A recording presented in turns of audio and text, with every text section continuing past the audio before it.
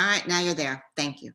Call to order the Board of Education meeting, April 21, 2020 of the Garrison Union Free School District. We will begin this meeting with a roll call. Dusty, when I'm... Jocelyn Apicello. Here. David Gelper. David's muted, but he's here. Oh, he's coming on. Okay. James Hawk. Here. Courtney McCarthy. Here. Matthew Spicer. Here. Sarah Tormey.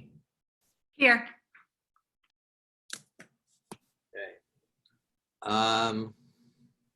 Okay. And next up, Pledge of Allegiance. Dusty, you want to put a flag up? Will. Okay. Whoa. There we go. All righty. I pledge allegiance to the flag of the United States of America and to the republic for which it stands, one nation, under God, indivisible, with liberty and justice for all.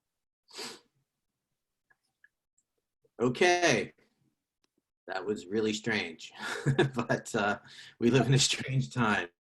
So I don't expect anything to be any less surreal than that. All right. Along those lines, I guess, I thought I would begin President's announcements by rattling off some statistics here that are kind of dramatic. There have been in the United States 816,000 cases. We've had 45,000 deaths.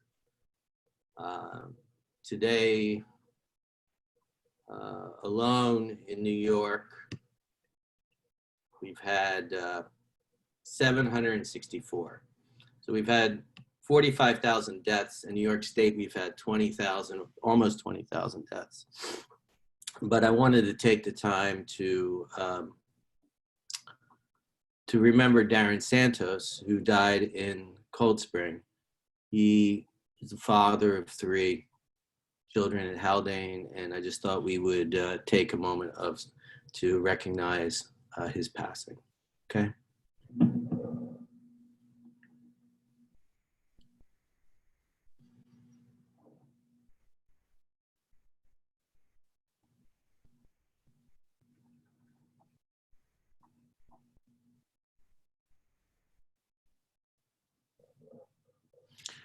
Thank you.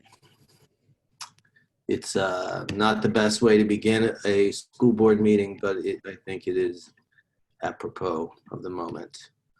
Okay. I wanted to turn the meeting over to Deborah. If you would like to go through superintendent's remarks, that'd be lovely. Certainly. Let me just begin by thanking the teachers, the staff, the administrative team. It was almost seemingly effortless, and I truly know it was not. They put aside their spring break and they continued to transform, what we have always known as school. And you spoke about a parent who appreciated that a little earlier, but these teachers and administrators have been generating ideas and actions for our school community to really face these challenges of COVID-19 and how we're thinking about the future of learning. So I just want to say we're absolutely in unparalleled times in this history of education. We're seeking those connections, the guidance, that insight from local and state government.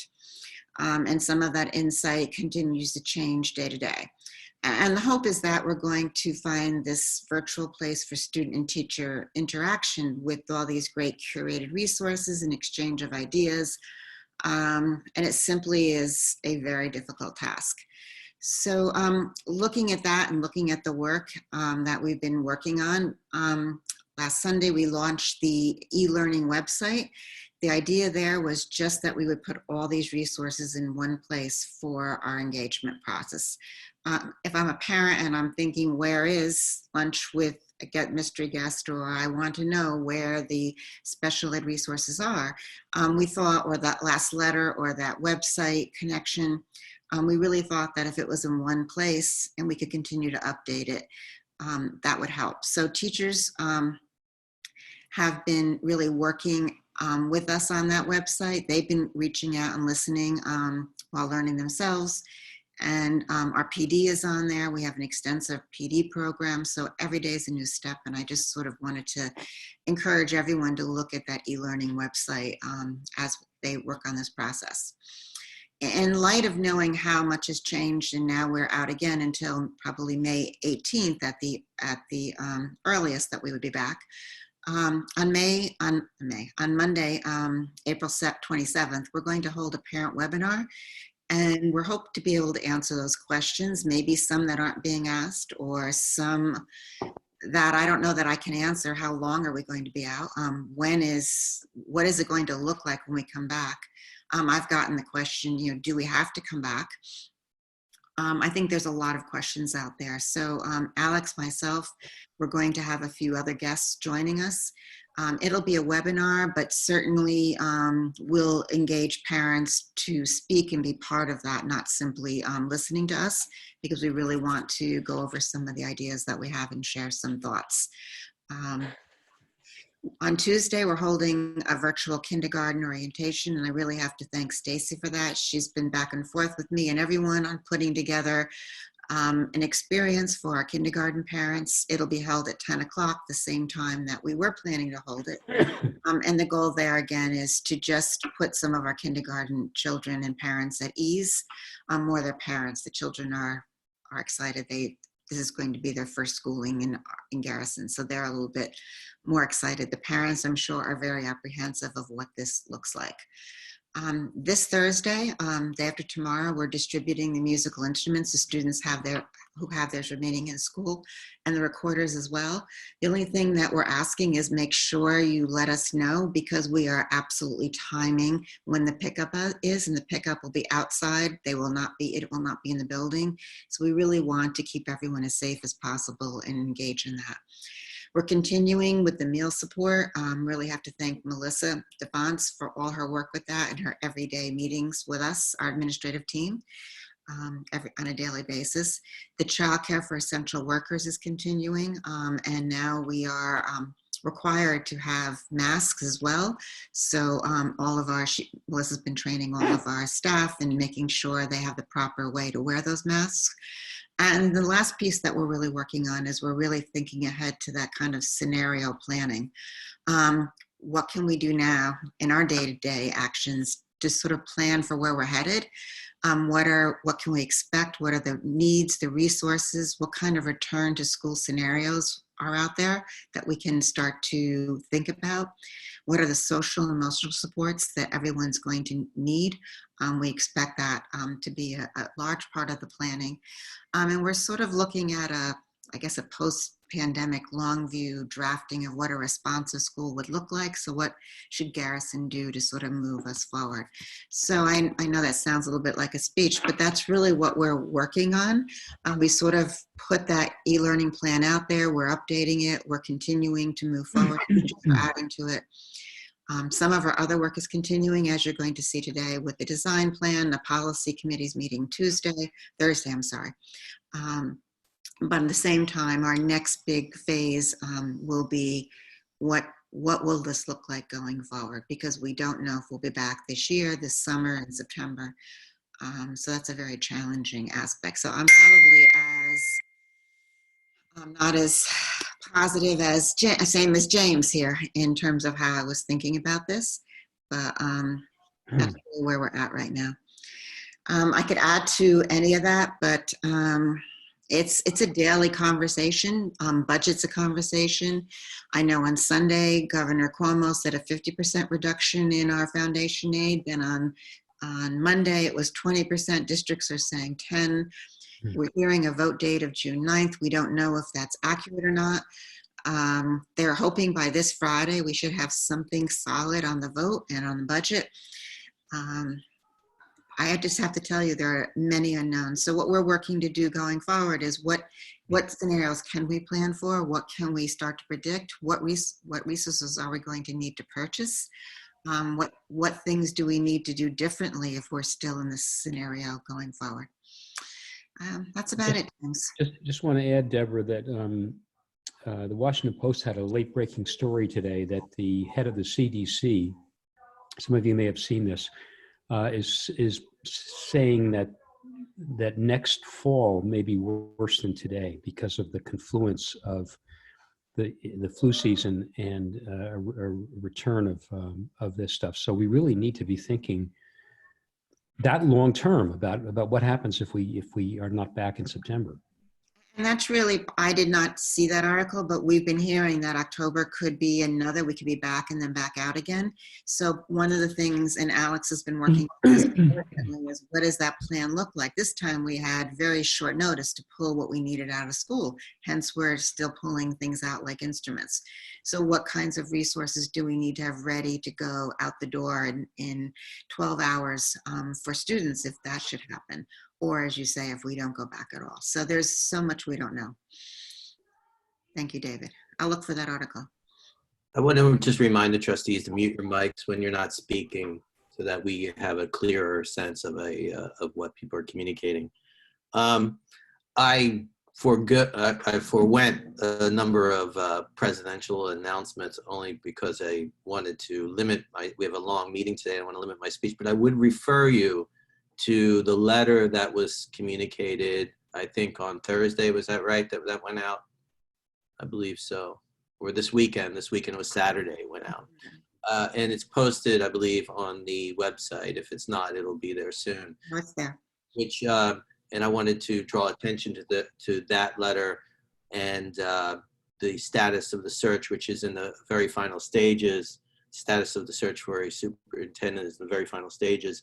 As well as, one of the things that the district will be, and Deborah is leading the conversation on this, is planning for reopening and all of the possibilities that we go. All the districts are considering this, and all the superintendents are experiencing this, where they have to figure out what does a reopening look like, what do we need, what protocols do we need to be in place.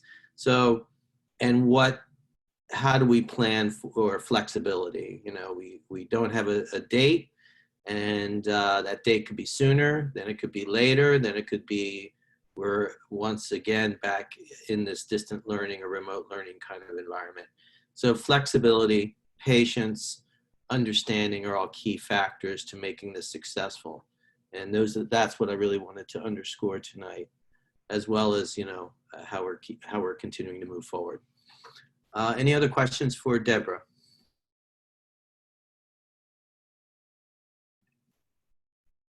Okay, then. Let's see.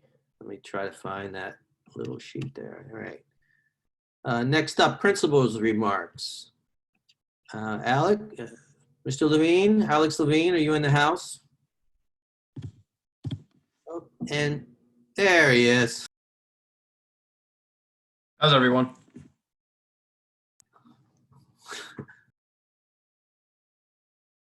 The audio had cut out. I apologize. So I'd missed the. Yeah, you're good. You're in. It's your turn. You're in. So it's principal remarks time. I think Sure. It's good. So I will be brief as well, since I know we do have a long agenda, but I did want to reiterate some of Dr. Jackson's points that just thank you to the staff, to our parents, to our students. They've been working very hard. And it is really nice to see that collaboration and just everyone really putting the students first, continuing to do so. So I thank you on behalf of everyone here. And things are going as well as they can, and just we will continue to communicate and streamline our communication. And thank you to all of you. I know you're all working very hard as well with the superintendent search and a lot of other matters. So thank you. Well, thank you, Alex. I think everybody recognizes how hard you've been working and how hard the entire team has been working, the entire administrative team from Sue and yourself. And there's too many to sort of articulate now, but I hope everyone is feeling that praise. I hope that, I can't name everybody in the building, but I want to thank everybody for, Dusty's been training and learning new systems.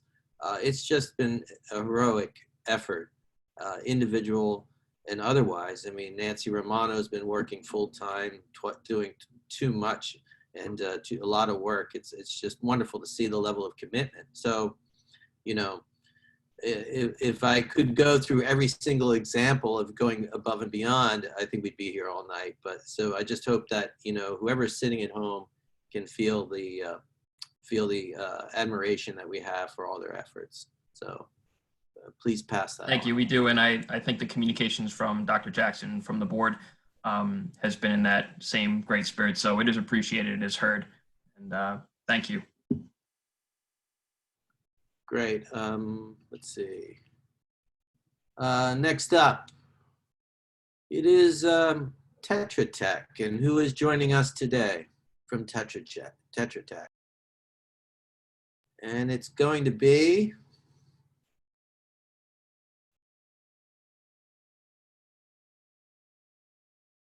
the anticipation is killing me. Deborah, I think you're muted. Yeah.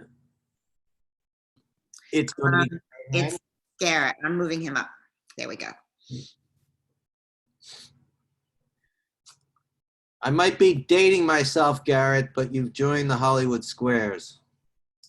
You gotta unmute yourself if you want to make a quip. There we go. Hello. So Dusty, can you run the screen share?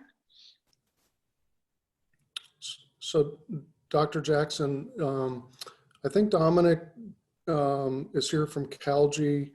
If you could promote him too so that he can chime in, that would be great. And then Rich Michael is also on the call. If it would be possible to promote him, I'll do the main presentation, but there may be some things that Okay. Rich wants to add. We've got a few Tetra Tech people here. too, Yeah, so just let us if you know. could just promote Rich. The others are watching kids and have other things going on. They wanted to Okay. listen. All right, and did Dominic come on board when I did that? Let's see. Yes, Dominic is on board without video. And Dominic, did you want anyone else, Eric or anyone else promoted? I think Eric. That's what I'm thinking. Let me unmute him. Dominic, did you want Eric promoted? Yes, that would be good.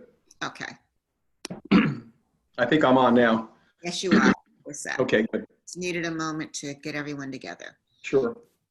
So we should have Eric now.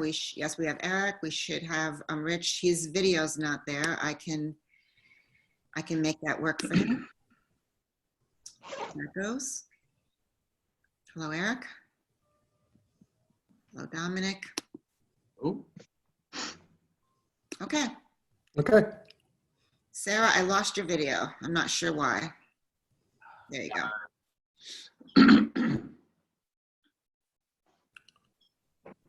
I think you're fine. She might be at the bottom somewhere. No, I got it back. Can you see it now? I can. It only disappeared for a little while. Go ahead, Garrett. The floor is yours. Okay, Okay. terrific. Great. Thank you so much, everyone. Glad to be here. I know there's no playbook for what's going on in the world today, and I'm just listening to the updates in the meeting leading up till now was really just a challenge to hear all that you guys are dealing with. So keep up the good work. I am here to talk about the capital project, and I want to start by saying that you know, we're working in very different conditions now, but we really haven't skipped a beat. We're in very good connection with Calgy, the construction manager that's been brought onto the project. We've had a number of really productive design meetings with user groups. Your teachers, your staff, the administration have all been very accommodating and spent a lot of time going through things. And I want to just say thank you for that. I know that you guys are super busy, and so making this a priority is really appreciated because it's allowed us to keep moving at a pace that is keeping us right on schedule. So without further ado, Dusty, if you could go to the next slide, we'll talk about the agenda for tonight's meeting. So I want to talk about project timeline and overview, look at the project scope and budget. Those two items, they're mostly review actually, so we'll touch on a couple things, but just want to have them here in our presentations moving forward. since this is our first formal presentation that we're making to you as a board after the vote. I want to spend a fair amount of time going through design highlights. I want to show you floor plans and explain things, take some time and answer questions, and then go over next steps as well. So if we could go to the next slide, Dusty. So you all may remember this slide. Some of you who are new to the board may not have seen it before. This is our capital project overview slide. If you could advance one more for us, Dusty. That line represents where we are in the process. So we've finished all the preliminary work. We've had a project vote happen. We've finished schematic design. It's in the construction manager's hands for estimating. We're poised to move into the next phase of design, which is design development. There are a lot of things going on in this slide. I'm not going to spend very much time on it, but I do want to point out there's the line, the red small line that starts at the left, lower left, and steps up as we go in time. And so we're about to take the first step up, and that represents the sort of difficulty of making changes. And so right now, we can rethink lots of things, and we, it's very easy to say we don't want to do this, we want to do that. As we move farther and farther down the process, it becomes harder and harder. So it's very important that the decisions that we're making now are ones that you're aware of, because if we want to change course, this is a really good time to be changing course. As we move farther along the process, it's going to be harder to do so. Not impossible, but just harder to do so. So if we go to the next slide, Dusty. So this slide represents a detailed schedule, and I know it's very hard to read, and that's sort of not the point of this slide, to get down into the nitty-gritty details, but this is a Gantt chart that CalG put together.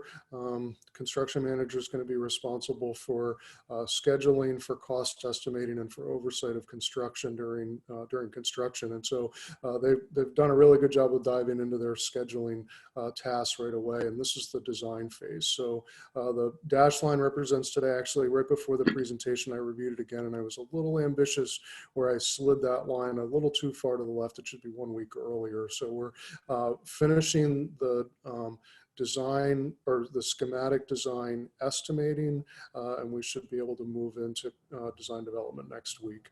So if we could go to the next slide, Dusty. This is just a distillation of the most important things out of the Gantt chart that we just saw. So the first 3 lines are the phases of design: schematic design, design development, and construction documents, culminating in submission to SED in November of 2020. We'll then await SED approval, estimated to be in February. The asterisk represents there's a lot of things out of our control in today's world, especially SED review times. But it's our expectation that the third-party review process will be in place at that point. It's currently on hold for adding new projects to the third-party review queue. That's the expedited queue, but we're anticipating that to be back in place in time for this project to use that as an avenue for review and approval.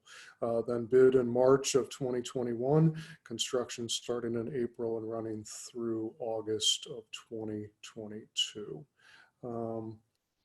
Let's see, so that's pretty much it on the schedule. Are there any questions at this point on schedule, just before I move on to project scope?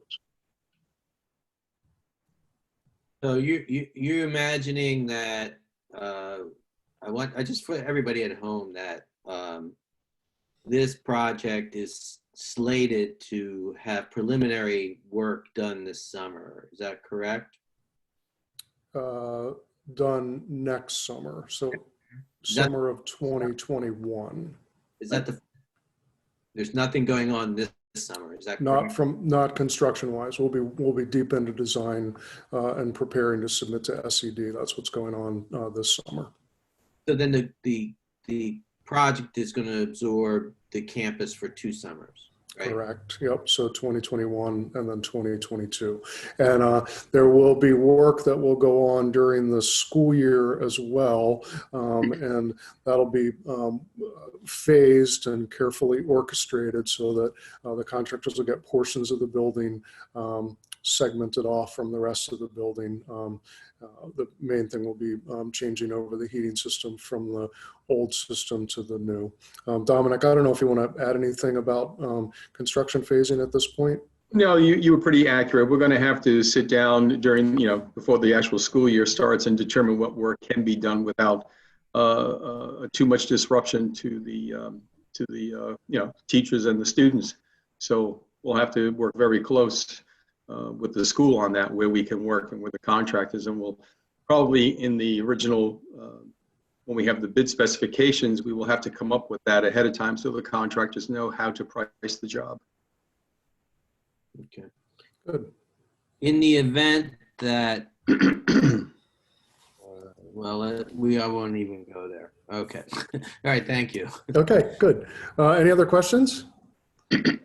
If not, then Dusty, if you could move to the next slide for us. So this is the project scope document, and this is our main document. This is especially the one that we used during the referendum phase. If you all remember, we kind of had a much broader scope, or more detailed scope, and we distilled it down into these broader areas, if you will. And so this is the scope of the project. I'm not going to spend any time going through that, but if we could go to the next slide. We use the broad scope for referendum, but as soon as the referendum passed, the design team went back to the detailed scope, because this has all the very specific components of the project explained. So there's information on roofing, there's information on which rooms are getting new casework and that sort of thing. So this is a document that the board received back in July of 2019 when the referendum was authorized. And we can get this to the board if there's a need for other copies at this point. If we go to the next slide, Dusty. Of all these scope items, I think one of the most important things to spend a minute talking about tonight is this is the budget for the project. This is the overall budget. And so scope items will become more and more defined. We'll make some decisions about things that, we might do differently, or we might, instead of doing this, do something else. We're going to talk about some of those tonight. But overall, this is the amount that was authorized by the voters, total project amount. And so we're going to need to adhere to this budget one way or another. Dominic, I wondered if you might just say a few words about construction contingency, cost escalation, and the process that CalG uses during the design phase to maintain, or to both evaluate budgets, come up with estimates, and maintain contingencies. Sure. Well, basically right now, my staff, David and Eric, are involved in looking at the schematic design, coming up with the overall budget, which we should have completed by next Monday, Tuesday, so that way we can meet with Garrett and his team and review. But right now, we're pricing it based on present day production that we know, and labor and material rates, and then using the escalation factors for the next 2 years to up through to completion in 2020. The contingencies that you see, the 5 and the 10%, the 5% is for design, which allows for design changes in the design process as we move along. The 10% is the construction contingency, and that is something that we try to hold complete until we actually go into construction, especially on a project like this where we have a lot of renovation, a lot of interior alteration. We don't really know what we're going to hit until walls start coming down. So that 10% is very sacred, that we hold that amount. But as far as the design contingency, as things move, and there will be movement along in this process, because ultimately we have to keep the 9.9 million. When David is completed with his estimate, we have to see where this falls. And if we have to go into the design contingency and also the scope to reallocate to stay within that 9.9, then that's what we have to do along with Garrett and his team and the school, to go through and see where we can shift or change some of the scope or come up with alternates so we stay within the 9.9. but those contingencies and the cost escalation at 10% are very critical to the whole design process right now. Great, thank you, Dominic. So any questions on scope or budget at this point? Garrett, Yeah. I think maybe some folks in the public are seeing this incidental cost 1.9, and they're wondering what would be included in that. If you could briefly just list some of the things that might be included in the incidental cost. Yep. So those are what would be referred to as soft costs in a project. That covers your design professional fees, your construction management fees, but it also covers asbestos testing services that will be needed for this. You'll also need asbestos monitoring during the project. That is eyes and ears on the contractors. That's covered there. You have your legal fees, your bonding fees. There'll be printing costs associated with the project. There'll be construction testing so that when there's concrete being placed for the sidewalk, there's a little section of sidewalk we're doing, there'll be a testing agent that'll take a sample of that and test it to make sure that it meets the standards of the specification. All those things together come to the 25% incidental budget for the project. This is very standard budgeting for capital projects. It's what we see in all our school projects. Thank you. You're welcome. Any other questions? All right, Dusty, let's go to the next slide. So this is where the fun begins, because we're deep into design right now. This is a reflection of what's referred to as the schematic design plans. This is the cover sheet from a set of drawings, large drawings. There are about 86 drawings in this set right now. And so what we're going to do today is work from those, but I've kind of done some color enhancements and some wording, labeling, just to make them a little easier to deal with. And we are not going to deal with all 86 drawings tonight. We're going to stay on the highlights of what I think are the most important aspects that we want to share with the board. So Dusty, if you go to the next plan, this is a key plan of the basement. Then if you go to the next plan, this is a key plan of the first floor. So this is a full plan of the first floor of the building, and the darker areas are things that we're going to concentrate on tonight. They represent areas of work that's happening. The lighter walls represent existing walls that are not changing. We'll go through that in a lot of detail tonight. So if you go to the next slide, Dusty. This is the upper floor of the building. We refer to it as the second floor. It's the middle school wing. And then if we go to the next plan, it'll all come together here for us. So this is what we're going to talk about tonight. Each of these red boxes with numbers represents areas of work that's going on in the project that I want to show you in large plans, talk about each of the areas in a fair amount of detail and give you an opportunity to ask questions on things. There are some parts of the project that we're intentionally not going to talk about, or not talk about a lot tonight. We can answer some questions if you have them. That would be the security system, the phones, and the mechanical system in particular. We're going to have a lot to go through tonight, and I thought it would be more beneficial if we save those for another meeting. And at the end of the meeting, I thought it'd be good to talk about how the board would prefer to us to present on those other topics. Maybe it's another board meeting or at a special meeting to revisit or review those specific scope items. But for now, for tonight, we're going to go through these one by one. And so if you see the number 1 is right at the main entry. So Dusty, if you go to the next slide for us, this is that same area. So apologize if we were together in person, it would probably be a little easier to get everybody oriented and to make sure that we're all on the same page. So if you come to a point where I'm saying something or it's not making sense, please just stop me and I can, get us reoriented. So what's on the left of this page, don't worry about that. Those are they're referred to elevations of casework, and I'll talk about those in a second. What's on the right side of the page is the main entry of the buildings, the stairs on the angle coming up to the left. And then Dusty, if you would go to the next slide.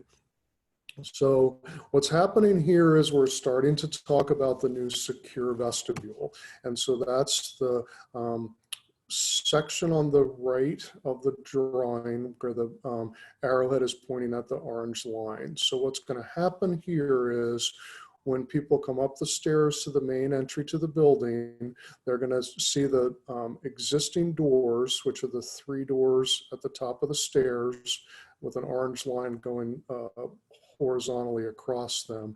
Those doors will be locked during the school day. And visitors will turn to the right, walk across that concrete platform, and there will be a new door placed where the windows are. That's the first door where the arrowhead is.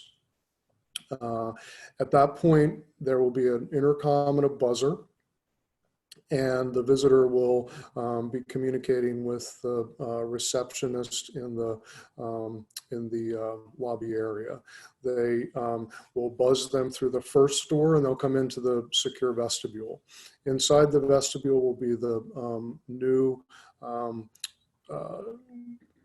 personnel check-in system that the district's acquiring. It's called the Raptor system that does a background check on people, and then we'll issue a name badge, a visitor badge for them at that point. Once that's happened and the person's been authorized to come into the building, the second door with the second orange line will then be buzzed open and the person can come into the main office. I'm going to talk a little bit about the main office in a second, but before I do that, let me just stop here. And had a lot of conversations about this vestibule. Where are the doors? Which way do the doors swing? Are there more doors into the building? How do guests come into the building during bigger events? And so, this is a good opportunity to ask some questions about the vestibule and things that come to mind. So chime right in. Well, I'll ask your question that you just asked is when there's large events, where do people come in? And similarly, just in terms of morning drop off, students now, if they don't come in off the bus, they get dropped off, they go up those steps and go through those 3 main doors. Will that still be the case in the morning? Will they still exit in the afternoon? Mm-hmm. Yeah.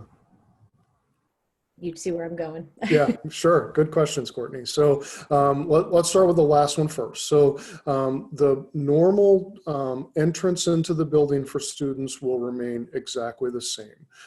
So during arrival time, the front doors, the 3 front doors of the building will be unlocked, and students will either get dropped off or get off the bus. They'll walk up those stairs and come right into the building like they normally would. Then once arrival has happened, those doors will be closed and locked. And at that point, the purple arrow is an important one because you always must allow occupants of a building to get back out of the building. So the purple arrow represents that even when those doors are closed and locked, obviously the people are going to be able to exit the building and get out at any time. Then for normal sort of visitor traffic, or let's say a student arrives late, they're going to come up the stairs, they're going to be faced with the 3 locked doors, they're going to turn right and go through the office basically. Now for larger events, there are a couple of options, and one of which is to not issue visitor badges during events. Some districts do that, some districts don't. If you want to issue badges during events, one possibility would be to run everyone through the vestibule, through the office, and then in. That's probably going to be relatively congested if you were to do that, but that's certainly a possibility. One of the other options available is that the Raptor system, the background visitor check-in system, also has a remote capability capability. And so that remote device could be placed either in the vestibule that we're seeing right here at the top of the stairs, or Dr. Jackson made a good point the other day in a design meeting that if visitors are coming into an event that's in the gym, then that remote Raptor system could be utilized in the lobby over by the gym. There's a good benefit for that, because then you can have those doors, the interior doors on the main corridor side, closed and locked, so that people then can only come into the lobby, go into the gym once they've got their visitor badge. So those are some of the thoughts that we've been having about visitor badges. I don't know if Dr. Jackson, there's anything else that you might want to add to that part of the conversation too. No, just simply that if they came in on the other side and the event was in the gym, there may not even be a need for the Raptor system. It may be that we have, they're only limited to the gym coming and going, and they wouldn't be in a school building. Mm-hmm. So that's an option. Those are all decisions that there's a lot of flexibility with once the system is up and running. We didn't think it affected the actual design construction components. Mm-hmm. Yeah, good. Any other questions on the secure vestibule? Garrett, I just want, this is just a point of information. I think it'd be best instead of that we can field questions from the board regarding whatever slides however you want to handle it. But if there are members of the public that have questions, we'll reserve them for the end of the entire presentation. Is that important? I think that's a very good way to approach it. Participants can save their questions and deal with them all at once, and I'll be glad to answer them. If attendees would like to list their questions in the chat, I will read them off, okay? Great. So once, unless there are other questions on the vestibule, we'll move into the office. So once we come into the office, the idea here is to allow for a workspace that is a two-person workspace. Currently, there's a second workstation right where the secure vestibule is going. And so we've done a number of studies and come up with a solution that we think is really going to work very well. The yellow shaded rectangles represents desk space. So that would be actually built-in desks that would be in a U shape. The chairs are shown in the inside of the U there, the two little semi-rectangle symbols there. And one of the big changes that we're recommending in the office is right now there's a second door that once you, as a visitor, sign in, you get your badge, then you can walk through the door that leads into the corridor. It's in the on the far right of this drawing. We are recommending closing that door in order to maximize the workspace and to consolidate the circulation paths in the office here. So that cross-hatched little darker set of lines represents a wall that would go in where the door is. And then right in front of that is the photocopier. So this is really going to be a very efficient workspace, good storage. Off to the right of the screen tonight, you'll see little a number 2, a 3, and a 4 in a circle. Those are elevations of the kind of casework that would go into this workspace. So those are actually views looking at each of the 3 legs of the U, if you will. The one leg of the U that is closest to the principal's office would be a desk height, and then it would have a low transaction window. Low transaction counter, so that some work could happen on that. You know, the clipboards could be up high.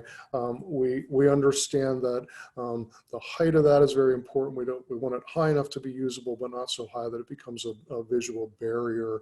So that's been part of the conversation for us at this point. The other thing that we have planned for in this space that's not shown in this drawing would be visitor seating. So there'd be some chairs there, some that could be outside the principal's door on the left as you come out of the principal office door. So Alex would have chairs on the right outside his door on the left there next to the new vestibule wall. That new vestibule wall will be glass, at least glass up high. It may be more of a wall down low for a couple of reasons, but at least from the upper portions of the wall, it'd be transparent so that people inside the office and especially the receptionists would be able to have very good visual access into the secure vestibule. The other place that visitor chairs could go in this layout would be on the sort of up sheet side, if you will, of the workspace, the reception area. There's glass windows there right now, so chairs in the same place, basically. One of the things that we were challenged with at the outset of this design process was to take over space in the office for the vestibule without having to increase the size of the office, because we didn't want to have the educational space next door diminished as a result of needing to expand the office. I think we've been very successful in this. This is going to be really a fantastic workspace, and I think it's also going to really do a nice job of sending the kinds of messages that we understand Garrison wants to send to the public that's coming to visit, that we're both secure, but we're also open and welcoming. So it's, you know, once you get through the 2 layers of sort of check-in, if you will, then, you know, you're in and you're part of the family. The other thing too is that this is a nice, there's actually a 3rd layer here, because now you've got visitors who have made it through the secure vestibule, but they're within the office itself. So they're not just sent off into the building, they're still sort of under that, the watchful eye of people right there, waiting for other adults to come and escort them throughout the rest of the building where they need to be. So that's pretty much it on the office space. Any questions? I've got one. Just curious, looking at the drawings, was there, and I guess I can probably figure the answer out, but was there any discussion about moving the vestibule, so when you go up the stairs, you turn to the right, that sort of landing area that's still outside? Mm-hmm. Was there consideration about putting the vestibule there rather than cutting into the office? And Yeah. I'm guessing Mm-hmm. it's because the building already exists, the structure of the building already exists, and it would be difficult to add on to that. And Yeah, difficult and expensive, right? that's what And so that decision was actually made during the pre-referendum phase. We talked about an addition to the building outside on that little concrete landing area there. And for budgetary purposes, we decided with the board, obviously, that it was going to be an interior vestibule. And we also, since this building is a historic building, it's on the National Register of Historic Places, we took this approach to SHPO, State Historic Preservation Office, New York State, and got their blessing to change the windows into a door and make these changes. So that's where that all came from, Courtney. Got it. Thanks. Makes sense. You're welcome. Yeah. Any other questions? Yes, I have a question for you. Yeah. The interior door leading out of the office, does that remain locked during the day as well, or is it just the 2 exteriors? Sarah, when you're talking about the interior door, you're talking about the existing interior door that goes into the corridor? The existing door that leads from the office. Yes, So, correct. Yep. So our intention is that would not be a locked door. We actually would have some code restrictions to prohibit people from leaving that office, because occupants of the office, maybe not so much that, but that hasn't been part of the discussion. Is that something that, talk to me a little bit about that. Is something that do you think that might be needed? I was just asking to clarify, and I also apologize. My internet connection is a little slow at times. I'm trying to make sure I hear everything Yeah, no as problem. well. Yeah. Okay. But Yeah. no, I don't think once you've had the two locked doors, I don't know. Yeah, I think so too. I, Yep. I don't want to drag this out, Garrett, on the slide because you have many slides. But the sort of, is that a photocopier there in the corner? Yep. Upper right corner of What the is- office is the photocopier. So you're absorbing that door, you're turning that into a wall? That's exactly right. Yeah.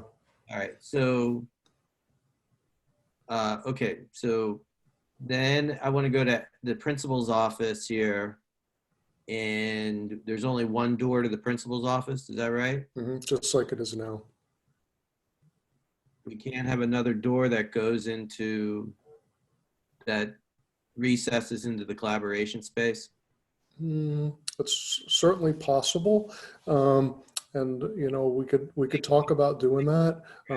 That's generally not what we see in terms of principals' offices, but if that's something that people are interested in considering, we're willing to do that. Yeah. I'm just thinking that, this is all about security, right? This is all about protecting the envelope. And the principal has very little time to egress if there is someone in this space, in the space just outside the vestibule in the office. There's nowhere to go for them. Yeah. So a backdoor way out, basically. Yeah. That's why I asked about the copier. So I don't have a concern about the copier closing that door by the copier. I think that's a fine solution there for the office. Most offices that we're dealing with, this is exactly the kind of configuration that we would see. From a principal standpoint, I think it's worth thinking about. One of the downsides of doing that is that then there's going to be an auditory connection, sound connection between the principal's office and the space next door. And I think that could go both ways. It could limit privacy conversations, but it also could be a situation where activities going on in what we're referring to as the collaboration space, a little foreshadowing for later, into the principal's office. So I think on that one, I would tend to not recommend doing that, but if there's a real strong interest in it, we can certainly talk about it. I get it. It's confidentiality, sound. I think so, yeah. There's a door in there, you close it, but you're still gonna hear through the door. Okay, so we got a number of slides. Let's move on. Sound good? Dusty, let's go. All right, so this is a much more straightforward slide. We're not going to need to spend as much time on this. This is downstairs where the nurse's office is. The cafeteria is on the right of this plan. Those little crosshatch areas on the left, they represent Earth. So that's there's no basement over there, basically. So the nurse's office, one of the scope items in the project is to add a handicap accessible bathroom to her office. So relatively tight space to begin with, but we've worked very closely with her to do our best to squeeze this bathroom in. It's a sink and a toilet and a bathroom that can handle a wheelchair, and clearances are the big thing there. It also has a floor drain and an emergency shower head as well. That was one of the requests that came from the user group meetings, and we think that's a really good idea. There are 2 visitor chairs outside the bathroom. And when I talk about the bathroom, I'm talking about that blue shaded area. There are 2 chairs outside of that. Then Melissa's desk facing the door, good configuration for a desk. And then the yellow behind her desk is fixed built-in casework. So countertop and then cabinets up above, and then a handicap accessible sink in that as well. She has some of that casework on the far right corner now, but in order to make the space work, we think it's better to move that casework and secure storage and other storage to directly behind her desk. And then the dashed lines represent curtains and exam tables as well. There's a fridge. The other dashed line is to the right of the yellow is a refrigerator. So this is a pretty, I think, solid approach to this. Melissa seems happy, and I think we've really met all criteria. There was a little concern about she has some cabinets that she may need some storage in that she might need to move over into the space just inside the cafeteria. There's a small office there, so some of her storage cabinet, one or two of her storage cabinets, might end up over there for things that she doesn't need every day. Any questions on the nurse's bathroom? Okay, seeing nods here. Let's go. Dusty, let's go to the next. I'm gonna just keep us moving. If you want me to stop or slow down, just pipe up, okay? So we're back to the key plan here, all right? And what I'm gonna do is we're gonna deal with the 3 bathrooms on the first floor. So 3A, 3B, and 3C in that order. Most importantly, you just gotta remember that 3B is over next to, there's a, I can never remember what that small room is. It's a special ed or over there, we're going to add 2 bathrooms. So just remember 3B is off to the right side there. And then 3C is in the back by the kindergarten space, carved into a classroom there. So Dusty, if you go to the next drawing, we'll look at the main bathroom renovation.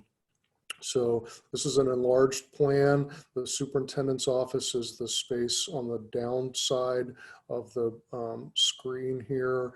The 2 bathrooms to the right of that don't have any shading in them, those are going to get new fixtures and some finishes, but they're not going to be full renovated bathrooms. They're going to stay the same size that they are and not be ADA accessible. So the salmon colored bathrooms are going to get a full renovation. All new fixtures, all new finishes, lighting, and probably most importantly, HVAC, because we need to get the ventilation bumped up in there so that we can, get those to be usable, pleasant bathrooms. We are having to reduce the fixture count by, I think it's 1 in the girls and none in the boys, and that comes out of a requirement to meet handicap accessibility, meet ADA. It's very challenging to get bathrooms to work in these existing spaces, but we're able to pull it off successful here. The circles that you see on the drawings, those are not physical things. They're actually just representing maintaining a 5-foot clearance for wheelchair to turn around. So we show that SED requires that we show them that we can get 5-foot turnaround there. The other thing too is the sinks. You see 2 sinks in each bathroom. One of the sinks has a rectangle sort of under it and beyond it. That also is not a built anything. It's just an indication that that's an ADA handicap accessible sink, and the clearances are met there. So one of the things that I do want to point out is that during the referendum, we had considered placing another bathroom in between these 2 bathrooms. So it would be a single use, fully accessible bathroom.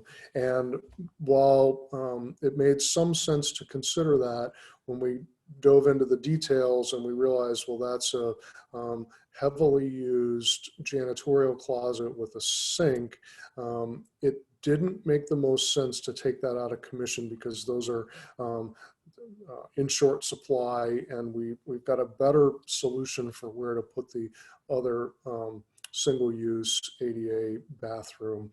And we'll get to that. That's the 3C in the upper corner near the kindergarten rooms. So any questions about this? The kids say this bathroom is haunted. Will you be performing an exorcism when you renovate? That's interesting. Courtney, that's the first I've heard of that. Just to keep you on your toes. I'll have to think about that one. Maybe that's the first time I've encountered a haunted bathroom. Sometime when we have time to talk about that, I'd like to know some more details about that. That'll be fun to know. How much do you charge for an exorcism? Well, we'd have to get another consultant on that. That would come out of the incidental budget. Very expensive. Depends on how good they are, I guess. Right. Yeah, good. That's great. Love it. Anything else? All right, let's go to the next one. So 3B. So this is, there's a classroom in the upper right corner of this, and we're going to put one bathroom in that classroom. Then there's an open corridor that has some lockers in there. We're going to take those lockers out. They're on the right-hand wall, and we're going to move them to be those little square boxes in the lower left corner of the corridor there. So we're going to have a single-use gender independent bathroom here right in the core of the building. So that'll be a really good location for it. We predominantly imagine that to be a staff bathroom, but it could certainly be used by students, if the need arose. Again, fully accessible, all new finishes, plumbing and the works. There's a drinking fountain shown. So you see those two little angled walls in the corridor there, down sheet or down below the bathroom in the corridor. There will be a drinking fountain and a bottle filler there as well.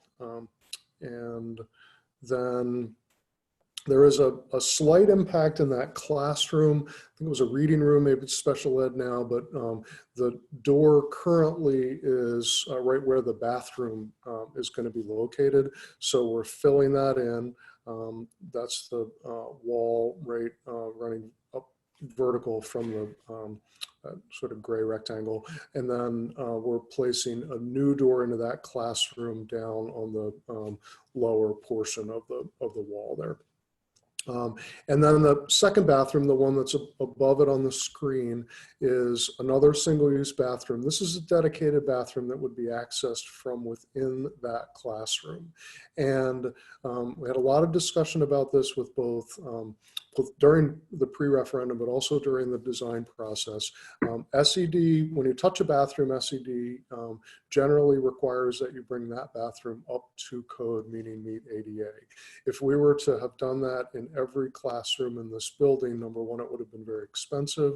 And number two, it would have been a real impact on the available space inside each classroom. And so the approach has been with SED's blessing, and we're confident that they're going to continue to bless that when they see the plans in the fall, that bringing this, by taking this bathroom and making it fully accessible, it will diminish the amount of square foot in that one room, but then it will allow us to maintain the same square footage in the other rooms of the building. There was a lot of discussion about where does the door go to that bathroom? Should it be on the corridor or should it be in the classroom? The general sense is that being in the classroom is going to be the best approach for it. If we do have a student who needs to use that particular bathroom, they would obviously need to come into that room to use the bathroom. But the feeling was that you get the best supervision of it that way, as opposed to leaving it out in the corridor as a student bathroom that way. So any questions on this? Garrett, there's some so odd spacing between the bathroom walls and what I'm seeing is the perimeter of the room. Yeah. Mm-hmm. How many feet is that? What are we talking about? Okay, so that's a 12-inch chase. So right behind each of the walls that has the toilet and the sink on it, there's a space. Plumbing runs in there. What about to the upper end there? There's the bathroom that's on top. There's a space between the perimeter wall there and the bathroom wall. And that little jog at the corridor wall there? Yeah, what's that all about? Yeah, that's just the existing wall is the gray wall. And so there's a little jog in that existing wall. So we're just kind of filling that in, and the bathroom will be straight. That'll have a straight wall there, and so we'll jog in the bathroom. Okay. All right. Simplifies construction. The tilers are it's easier for the tilers, and you wouldn't really get that much out of it's probably a 4 to 6 inch jog there. So we'll just fill it in and come right across. Okay. Okay. I have one question for you, Garrett. Will the other bathrooms on that floor, I see that we're maintaining them, will they get any new fixtures? Mhm. Or does Yep. that go again? Okay. Yep, they're budgeted to get new fixtures and finishes, just like the ones across from the common bathroom that we started with today. Thank you. Yeah, you're welcome. Good. So let's move on to 3C. So now this is a little harder to visualize where we are in the building, but the kindergarten classroom is just up sheet would be at the top of the screen here. So this is like at the intersection of the corridor and the library's off to the left. So that door on the far left is actually into the library. So this is a classroom that is utilized. I think it's a special ed classroom, or maybe it's IT, I can't remember, but it's not a fully engaged classroom. And so we're going to take a small portion out of the corner of the room, tuck a bathroom in there. It's going to be corridor access. It'll be basically right across from, I guess that's the music room now, right across from the music room there. We think this is a real good location for this. Again, it's going to, the idea would be generally it's a staff bathroom, but it'd be available. First of all, it'd be gender neutral, and it'd be available for anybody who needed the bathroom.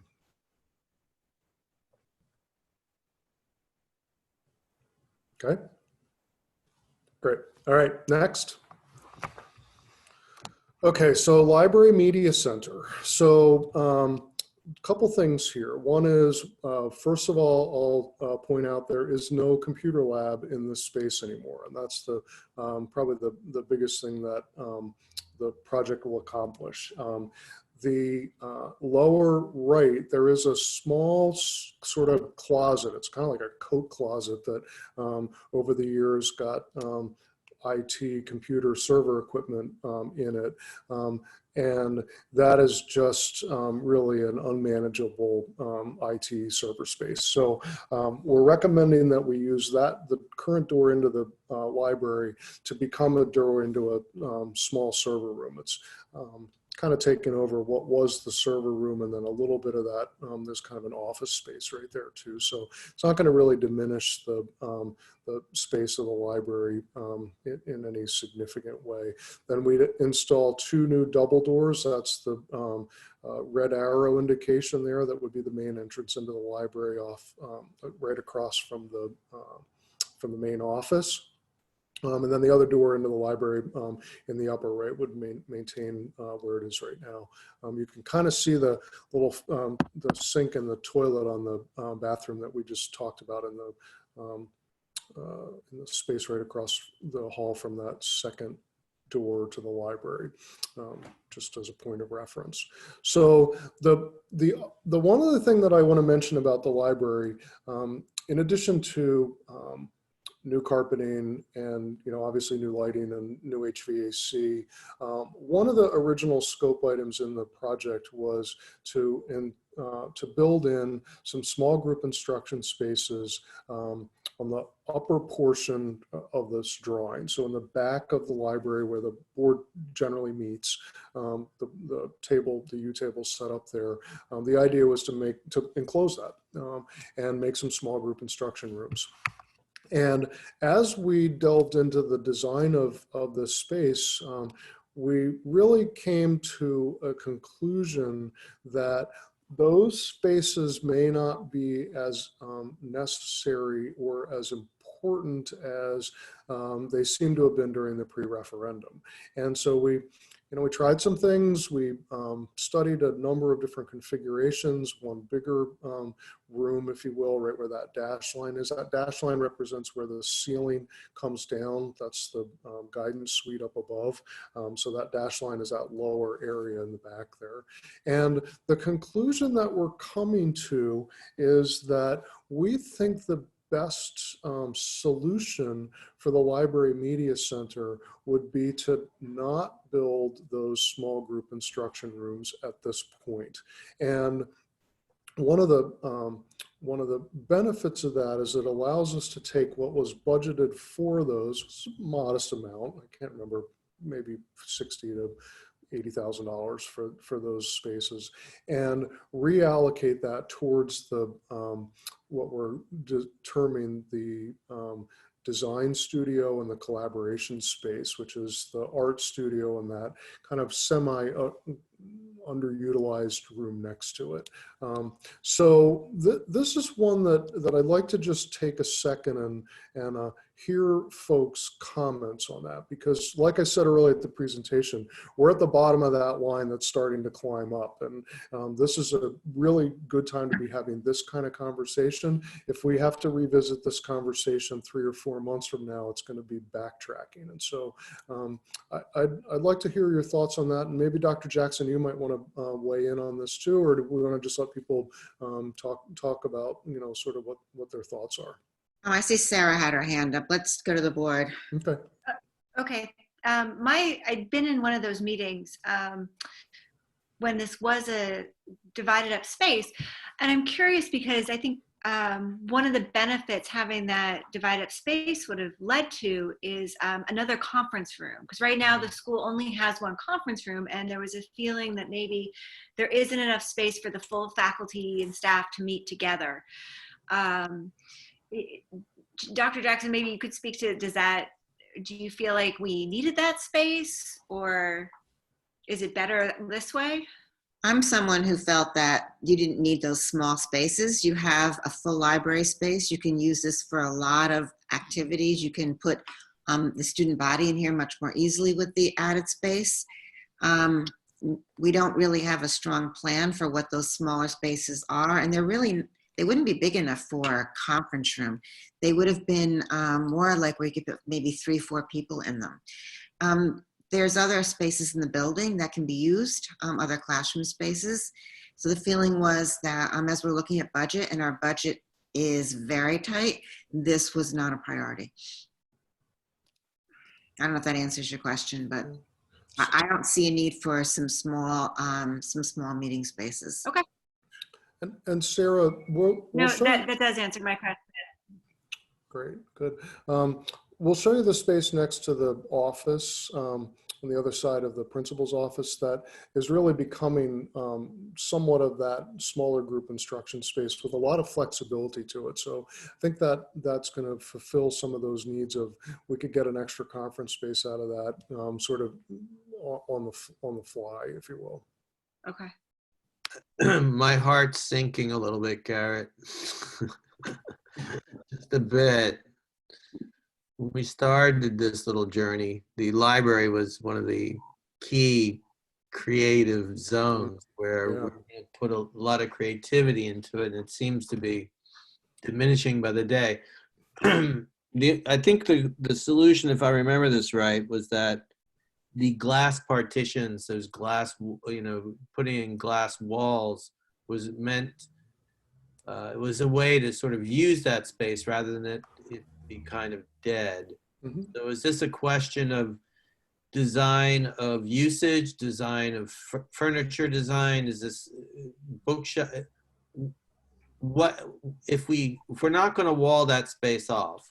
Because it's if people remember, it's sort of, there's a kind of it's a very low ceiling there, right? And so the question is, what do you do with that space if you're not, Mm-hmm. if you're not going to wall it off? It's kind of visually awkward. We thought it could be a performance space. We thought that we just saw lots of options with it. And one thing maybe Garrett can do for us, and I think some of you feeling better about it, will be to look at the other space that he designed. Yeah. But I think we haven't gotten that far, but maybe we can look at what kind of furniture, how that we might set that space up to be flexible. I think the key is we could fit the student body in that space, and that so you have someplace other than the gym for a lot of students, indoor recess, lots of things. Yeah, I would agree. I think it'll help to look to the other space. And Dusty, in a second, I'm going to ask if we could just jump out of the PowerPoint and jump over to that space. I can, if you want me to talk you through the mechanics of that, I'm happy to do that. But before we do that, I think that that space without a wall still holds some promise for something special. I think it could be differentiated, James, so that even though it wouldn't necessarily have a wall or doors across from it, it might have different feel to it. So we might handle the finishes slightly different over there. I could see that being a more intimate kind of reading area potentially, or just something that differentiates itself. I think what Dr. Jackson said about maybe it's a performance space, that would, certainly work. I think the biggest benefits, like I don't see this as a diminishment. I see this actually as just kind of rethinking and saying, we're getting the computer lab out of there. We're trying to open this space up, and then we're going to turn around and take a third of the library and carve it, and cut it back up again. I think that, the idea of being able to use this for larger groups successfully without the small group instructions in the back there is in my mind a benefit to this space. And thanks. I mean, I just wanted to share my grief. That's all. I feel your pain. I missed that. The original concept for this was pretty spectacular. Right. Of course, we don't have the money for it, but Yep. the Exactly. server room, is that going to be cooled anyway? Mm-hmm. Yep, it'll have the right kind of HVAC equipment that's meant for server rooms. So some humidity control, that's the big thing. Cooling, but having humidity control, because otherwise you get things too dry and staticky. Dusty, how would you feel about hitting escape right now and jumping to a different point in the PowerPoint? So I don't know how familiar you are with PowerPoint. If you go down on the left-hand side, arrow down, yep, and then that slide 24, if you touch that slide, and then if you hit Shift F5, that slide will come up for us.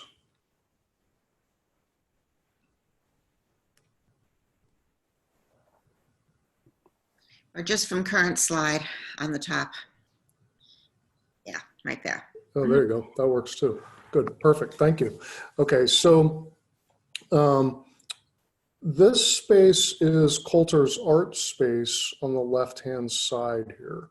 So it's going to take a second to make sure everybody's oriented. So if you see on the right, first of all, ignore the stuff on the left half of this drawing for a moment. Okay, this is the same kind of thing as the office desk space. That's stuff we can talk about, but the most important thing is to look at the plan on the right.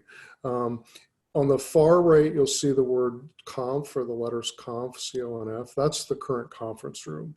So when you come out of the door of the current conference room, there's the kind of two spaces across the way from you that are sort of underutilized. I think theater's in one of those spaces, and the other one kind of in the middle is not really sure how it's used. So the idea here is to take the wall down between art and that middle sort of underutilized space. And so where the arrow is pointing to design studio, this is the art room, but it's the art room expanded because it's taking over a portion of the open space next to it. And then the other space, I think it's now used as theater. Instead of coming into the middle space and then having to go kind of around that big wall, the original historic wall, the plan here is to cut a new door into the corridor that would create a separate room, and we're calling that collaboration space. So the way this would work is that the collaboration space would have a door into the corridor, and it would also have a door into the art room, the design studio. Then when you're in the art room, let's take a second and let's go down sheet to the door that's the current door into the art room. If you walk into that door, this is sort of down towards the bottom of the drawing. When you come into the art room off to the left, there's a small room that has a hexagonal symbol in it. That's the kiln. So that's the kiln room, and then you walk into Coulter's art room. So I'm going to stop here for a second. I know this is a little cumbersome. This, Zoom is great, and these virtual meetings work pretty well, but this is a point where I could have lost everyone on this call. Do people understand where I am in describing this plan, or do I need to spend a second getting us oriented more? I think I'm pretty comfortable. I mean, does anyone need, what we're looking at here is the old central entrance thing, right? And Yep. where the conference room is, and Mhm. so you've eaten a wall, and I'm guessing Coulter's getting a pretty sweet art room here. Yeah, and Feel- and the way we're looking at it, that this is, see, one of the things that's But it's also, I'm sorry, it's also like a dual purpose space too. yeah, exactly. So Coulter's a real asset, and he's a collaborator by nature. That's who he is. I've got a pretty good sense of sort of how he thinks and how he teaches. And so this is not so much about making a great art room for an art teacher. This is about making a great workspace for collaboration. And so we talk about that space called collaboration space, but really I see the design studio as places where teachers are going to be taking on projects with Coulter, the birdhouse project, or I can't remember the fair that he did and stuff like that. And so this design studio is going to have, it's going to have really two zones. And so Dusty, if you could advance one, go to the next slide. So it's going to have this kind of A and B zone to it. And what's happening here is, of course, the yellow is the same thing that we've been doing all along tonight. That's built-in casework. So it's cabinetry, it's countertop space, it's going to be sinks. We're still working on final location of the sinks with Coulter.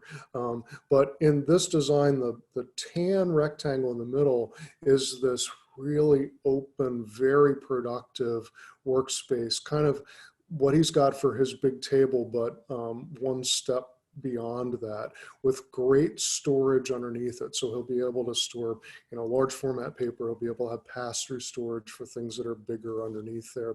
Paper cutters could go under there. This is a really, really exciting functional space with that component in it. What he's thinking is that the side of the room that would be the B side would be kind of the maybe messier side. He'd be painting there, it'd be wet, project based, very, very active project based.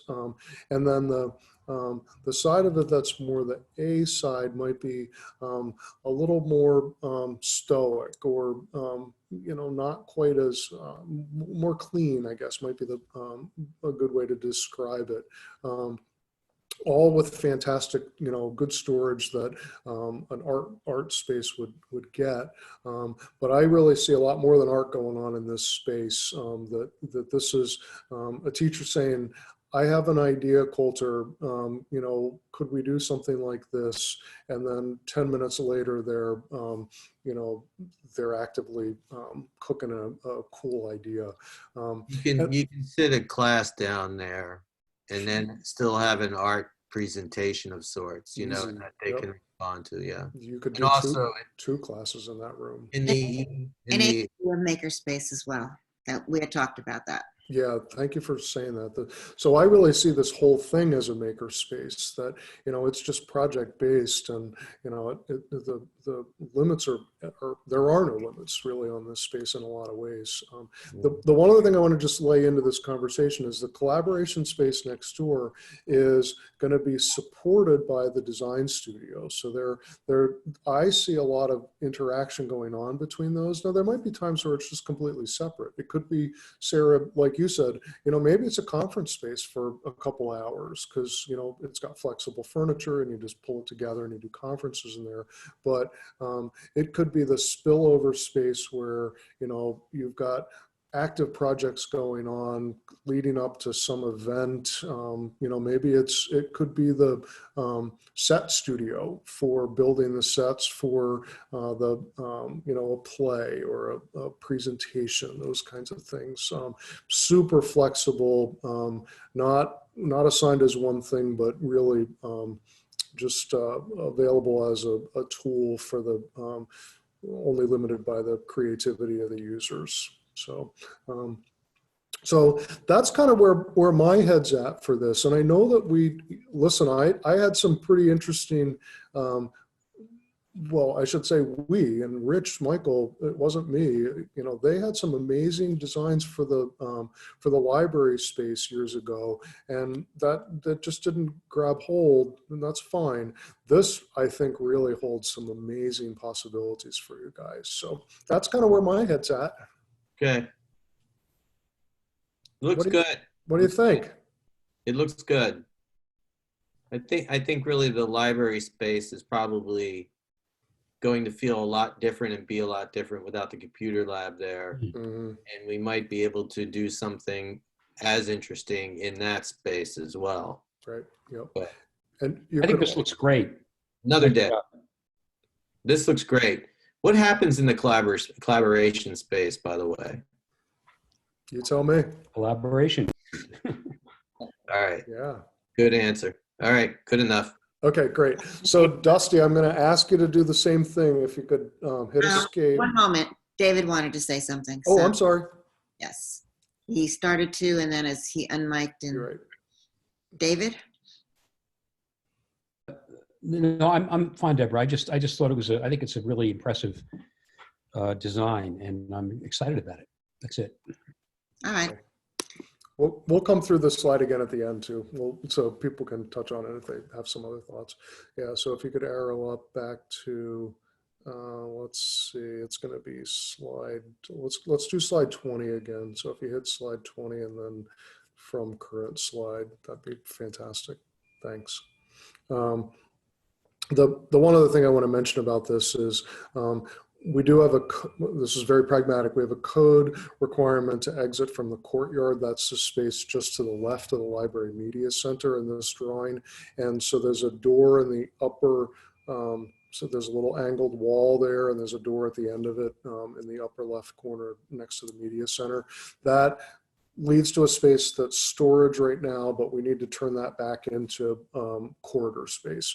And there's a fair amount of art storage there. And so there was a amenable conversation that we're going to be able to find some other space in the building to store those things. And maybe that just comes back into the design studio and the collaboration space as well in that storage. So just point out that that's going to become a corridor there that will mainly be an exit from the courtyard. And I think that's it. So let's go to the next slide. All right, so we're going to talk about the ADA lift. This is back in the back corner of the building by the kindergarten room, and then it also impacts down below, which is the CSE space. So if we could go to the next slide. What we have here is a basement plan on the left. That's the CSE offices, and then a first floor plan on the right. And the green shaded, this is the called a LULA lift, a limited use lift. It's not quite a full elevator, but it does what we need it to do in terms of moving people from one level to the other. The blue numbers represent the 3 stops of this lift, because what's happening here is the CSE is at one level, then the elementary school classroom bar, the wing there, is at another level. That's a level 2. And then level 3 is at the upper level where the kindergarten classroom. So this lift will allow a student or staff or visitor to get in on any of the 3 floors and travel to any of the other 2, any of the floors basically. It does impact the the kindergarten space. It's going to be taking a notch out of the kindergarten room, but we've minimized that as much as we can and sort of line things up in a way that I think in the end people won't really miss that space too much. The other thing, we're going to talk about casework in classrooms in a couple slides here. The kindergarten classroom will get new casework and cubbies, and that'll also be a real good enhancement to the storage that she has going on there. And then the one thing too, down in the CSE office, we kind of had to take over a little portion of that main first room of the CSE office in order to get that corridor back to the OTPT room next to the lift. So the lift will take over a little space of the OTPT room, and the corridor will take over a little space of the office. If OTPT needs more space, they can, there's a possibility that we could take over what's referred to as Office 200, just up sheet of that space. I think that's some semi-underutilized space, and that could be dedicated to OTPT if needed. So any questions on this lift? It's pragmatic stuff, but we're glad to be kind of squeezing it in as effectively as it's coming in. So, all right, next slide. All right, so this is casework in classrooms, and the fire marshal does not like hooks in the corridors, and SED also frowns on that significantly. And so as we replace the casework in the classrooms, there are about 10 classrooms that are going to get new casework in the elementary school. We need to find ways to get the coats and backpacks inside the rooms. And so these are what we're doing here is we're making cubbies, and there'll be 2-person cubbies, so there'll be shared cubbies. And they will be along the wall. The 3D rendering is probably the easiest way to understand that. So those are the open cabinetry there. There will be storage above them. That will be teacher classroom storage. Well, let me say in the cubbies is a shelf, and that'll be student storage. And then above that you see doors. That is teacher classroom storage. Then to the right you see full tall cabinets. Two of them next to each other. One would be a teacher wardrobe and storage, so coat hook and that sort of thing, but then also other classroom storage. And then to the right of that, which is the bigger one, that would all be dedicated usable classroom storage. We've had a number of meetings with teachers about this, and then tomorrow we're going to participate in the staff meeting to go through this approach with them as well to make sure everybody understands it. There was a lot of conversation about this. One approach to getting this casework in and doing cubbies would be to put casework on either one of the end walls of the classroom, which is a teaching wall, and pin up space and bulletin boards and all of that. And so there was really strong sentiment that concentrating all of this work along the one wall was going to be the best approach for maximizing teacher wall space, which we know is so important. The sink is going to be ADA accessible sink. It'll be outside the bathroom. And that's pretty much it. Any questions on the casework? Great. It's all gonna be wood or like a sort of faux wood kind of thing? No faux wood. We are speccing solid wood cabinetry, stuff that will last you a good long time. This is one area where David Chen from Calgi has said he's a little worried about the budget on this. And so we're going to need to be careful what we spec and expect, but our intention is to have that as high quality as possible, because some of the cheaper cabinetry just isn't going to hold up. And Well, that's what I'm wondering is, anything with hinges is going to be a thing. Yeah, exactly. We've been doing these kind of cabinetry projects for decades, and we'll make sure that you get good cabinetry. That's for sure. All right. And Right. also easily sourced in case, we got to swap out hardware or whatever. Yeah, and we tell contractors they have to provide a certain amount of attic stock, so it's all queued up for you in that regard. Yeah. Right. Okay, let's go to the next slide. So back to the design studio. Any questions on this? I know we kind of jumped out of order, but any questions, comments, thoughts? I think it's pretty innovative, and it's really interesting possible usages. So, Sarah? Yeah, I'm very pleased to see that all the collaborative conversations led to spaces that I feel are really putting the kids first, and making sure we have great spaces for them. So I'm very pleased to see this. Thank you. You're welcome. Thank you. That's great. Yeah. Anybody else with thoughts, comments? Okay. I'd just like to thank Dr. Jackson because she came into this project and saw the real, I think the real power of this space, and has championed it in many ways. And so I want to thank you, Dr. Jackson, for that. I think it's really going to be an awesome space, and I appreciate you seeing the value of it and telling me we needed to make it good. We're kind of all big fans of Dr. Jackson, Garrett. Good. All right, next. Oh yeah, so the AB, all right. So one thing that we didn't talk about in the entry slide was when we talked about the main entry in the secure vestibule, was that there was not a mechanical ADA lift shown in that drawing. And some of you may remember that we had a lot of conversations about how to improve ADA access at the front of this building during pre-referendum. We thought about promenade sort of level ramp out front. We looked at lifts. We kind of settled on a lift.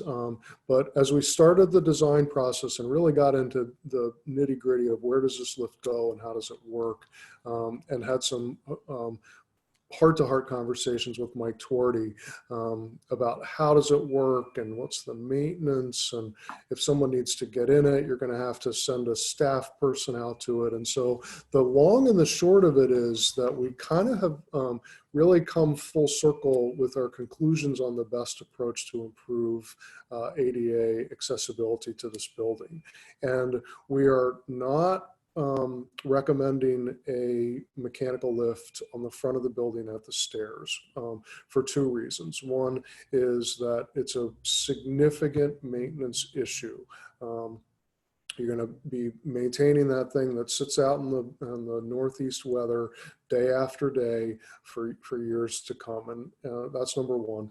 And number two, you're not going to leave it to just be operated by someone. And so you're going to have to dedicate a staff person or a series of trained staff people to be available when someone comes and says, hey, I need help with a lift to get up the stairs. That would be a real sort of dedication of resources to do that. And so where we are landing is to instead put an ADA sloped sidewalk at the end of the building. So where we are in this image is the roadway is the main entrance in where the light is. That's kind of at the down side of the sheet. And the corner of the building, it's a little hard to read here, is the gym basically. So where it says existing building exterior walkway, that's the walkway right where the recycle bins are, that leads over to the gym door. And so we're saying there's existing ADA parking, that's in the sort of lower right. There's a crosswalk, but the sidewalk actually, I think, doesn't have a curb ramp there. And so we want to install a curb ramp, and then it's kind of an asphalt walk right now where the words slope 3.5 and 4% are. We changed that to be not that very steep segment, but it would be a more gradual slope that meets ADA, 4% max. and then it would turn into a sidewalk that would lead right up to the building. We think this is a really elegant solution that's going to work well. And then what would happen is that the person in a wheelchair would, or mobility issues, crutches or whatever, would come up the sidewalk. They would walk down the exterior walkway and come to the doors that are right by the gym.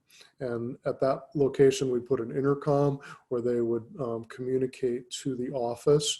The office wouldn't buzz them in at that point. We're recommending that that would be a person leaving the desk and coming down and actually physically accompanying them into the building at that point.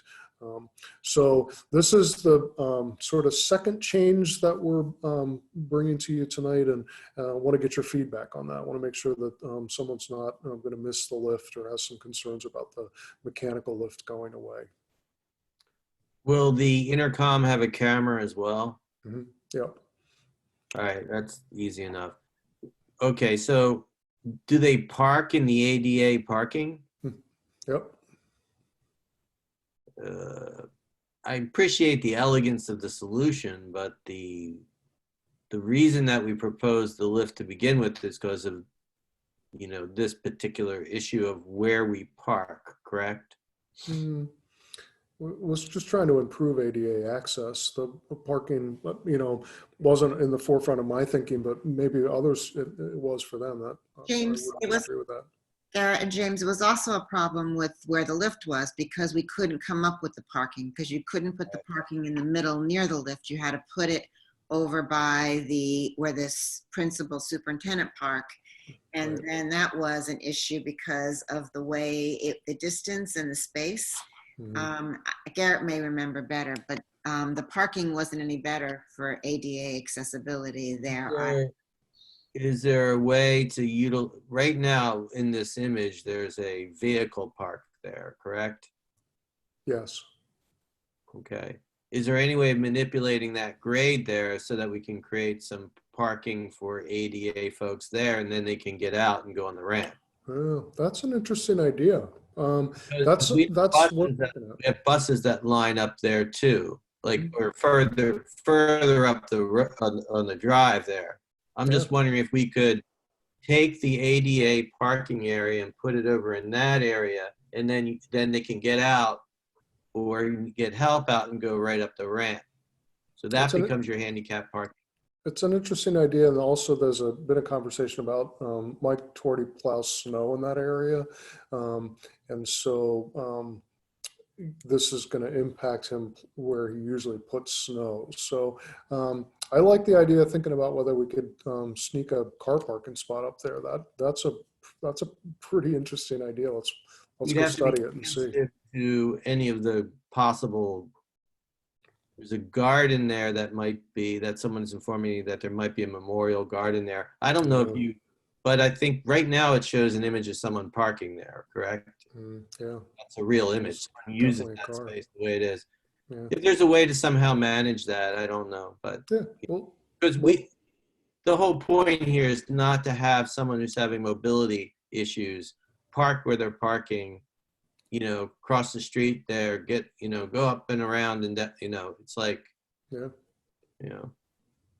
it's worth a study. I like that. I know that my friends at Calgy are probably worried about the cost of the retaining wall that I'm about to imagine. Dominic's smiling.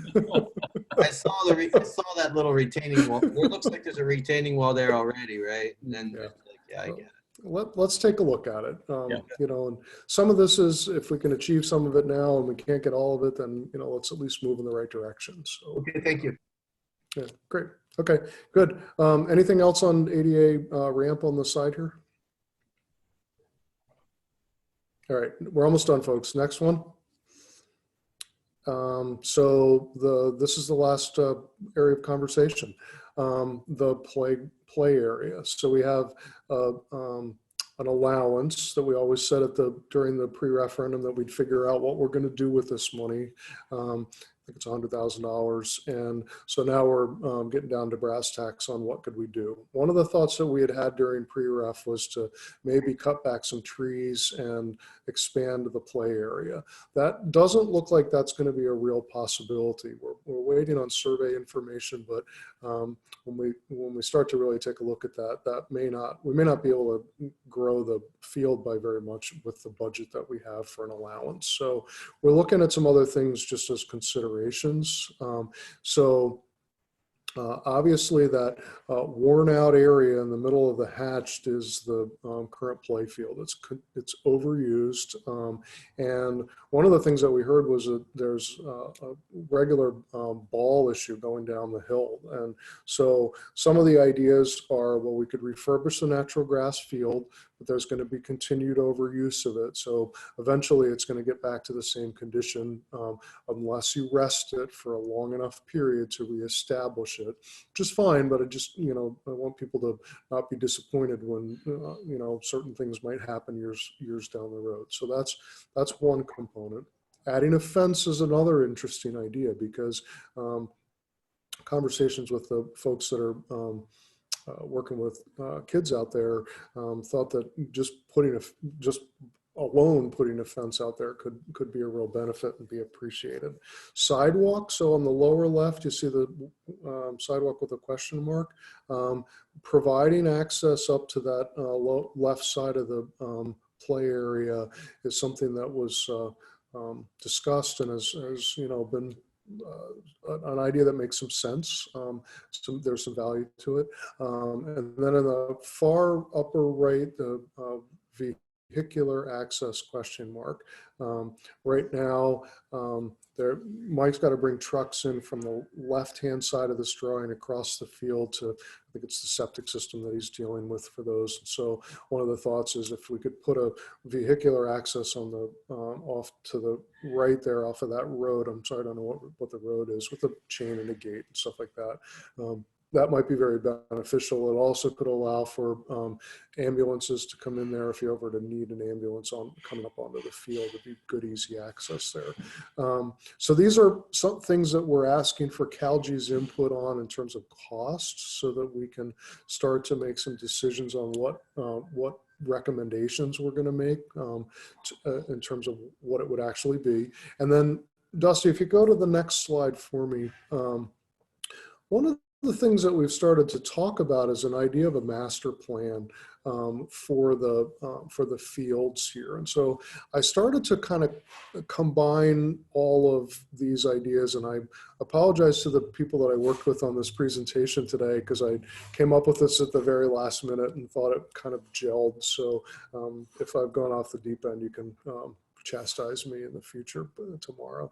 But I think this idea of master plan really is a smart way to approach this. And so the idea of, if you took the swings and you relocated the swings, because, and I understand that this is kind of where they used to be, but the benefit of that is that you could then get a much more expanded play area.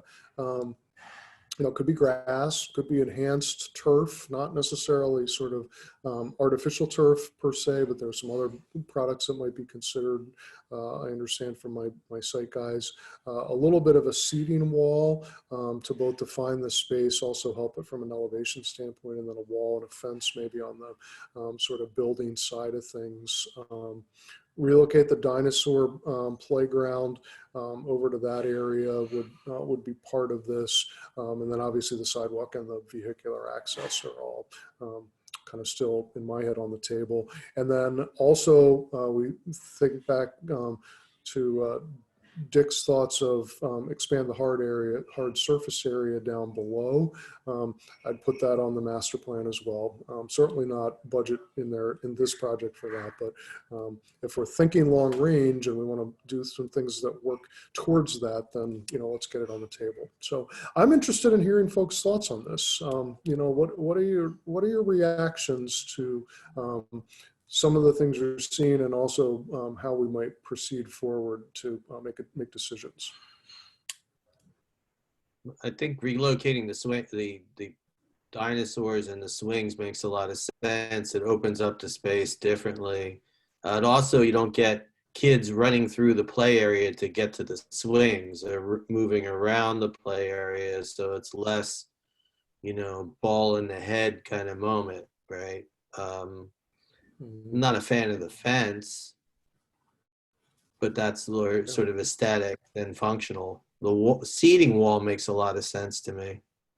A place for kids to hang out, watch, go in and out of the play, that makes sense.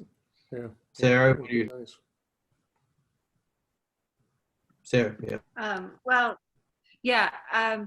Was there any conversation regarding new equipment, such as adding more swings? I know in the very early stages of this, we talked about putting in different play sets, who we would contract with, things like that. So was that part of this conversation? We had a little bit of that conversation early on, Sarah. The word that came back at the beginning of our process was try and expand the play area as opposed to add more equipment. So we've kind of moved away from the play equipment approach, but that's a good point. It shouldn't be off the table here. If we're talking master plan, we should talk about where are we adding new equipment either now or in the future.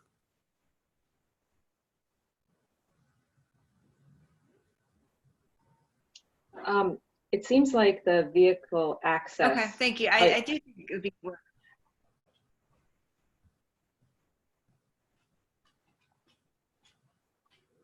Jocelyn, I think you meant to say something.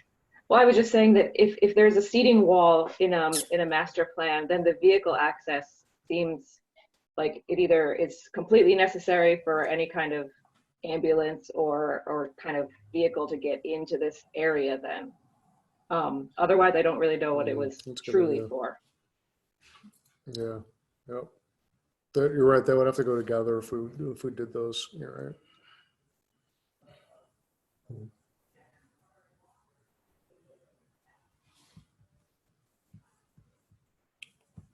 Okay, so food for thought for the future. We're going to do some work with CalG, see what we can afford, what we think makes some good sense, and then next time we get together, we'll show you what we think and get your feedback on it. Jocelyn, is your concern that the vehicles couldn't get through the wall? Is that the deal?